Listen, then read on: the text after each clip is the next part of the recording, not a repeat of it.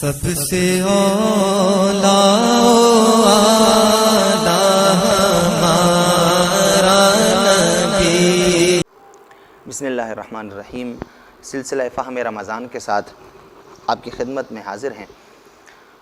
آج کی نشست میں ہمارا موضوع ہے کہ رمضان المبارک کے دنوں میں اگر کسی شخص کو احتلام ہو جاتا ہے، یعنی اس پہ غسل فرض ہو جاتا ہے، تو اس کا کیا حکم شرع ہوگا۔ تو یاد رکھیے، جو شخص روزے کی حالت میں ہے اور اس کو احتلام ہو گیا ہے تو روزے کی صحت پہ اس کا کوئی اثر بھی نہیں پڑتا۔ اسی طرح اگر ایک شخص ہے اور رات کو اس کا احتلام ہوا ہے، یا وہ شادی شدہ ہے اور رات کو اس نے ہم بستری کی ہے، تو یاد رکھیے اگر بہتر تو یہ ہے کہ سحری کھانے سے پہلے اپنے آپ کو وہ غسل سے فارغ کر لے۔ لیکن اگر بالفرض سحری کا وقت بہت مختصر ہے اور غسل کرے گا تو سحری چھوٹ جائے گی، وقت کم ہے، تو پھر ایسا شخص جو ہے وہ سحری وغیرہ کر لے اور اس کے بعد پھر غسل کا اہتمام کرے۔ یعنی ایسی حالت میں جب انسان جنابت کی حالت میں ہو، جب اس پہ غسل فرض ہو، تو روزے کی صحت پہ کوئی اثر نہیں پڑتا۔ لیکن یہاں پہ ایک بات قابل غور ہے، وہ یہ ہے کہ اگر روزے کی حالت میں انسان فرض غسل وہ اتار رہا ہے تو پھر اس کو غرغرے اور ناک میں پانی چڑھانا اس کے لیے جائز نہیں ہے۔ یعنی جیسے عام طور پہ غسل کے فرائض میں کلی کرنا اور ناک کے نرم حصے تک پانی پہنچانا یہ فرض ہے۔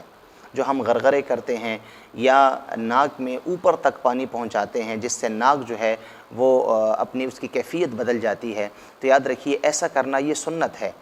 عام دنوں میں بھی سنت ہے۔ لیکن اگر ایک شخص روزے کی حالت میں ہے اور وہ یہ سنت ادا کرتا ہے، یعنی وہ پانی کو حلق تک اتارتا ہے، غرغرے کرتا ہے یا ناک میں اوپر تک پانی چڑھاتا ہے، تو اس سے یاد رکھیے اس کا روزہ فاسد ہو جائے گا، یعنی روزہ ٹوٹ جائے گا اور اس روزے کی قضا اس کو کرنا پڑے گی۔ لہٰذا اگر روزے کی حالت میں کوئی شخص غسل کرتا ہے،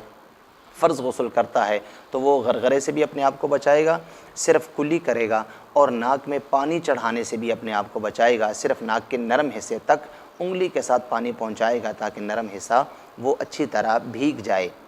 اس لیے جس شخص کو روزے کی حالت میں احتلام ہو جاتا ہے، غسل فرض ہو جاتا ہے، تو ایسا شخص پھر جو ہے وہ اس طریقے سے غسل کرے گا اور روزے کی صحت پہ اس کا کوئی اثر نہیں پڑتا۔ اور اسی طرح ہماری جو ہے وہ عورتیں کہ جن کو ماہواری آتی ہے، مینسز آتے ہیں، تو ایسی عورتیں بھی اگر روزے کی حالت میں ہیں اور روزے کی حالت میں ان کی بیماری، ان کے مینسز شروع ہو جاتے ہیں، تو اس دن کا روزہ ان کا چھوٹ جائے گا۔ اسی طرح وہ جتنے دن جو ہے وہ ان کی بیماری ہوگی تو وہ روزہ نہیں رکھیں گی۔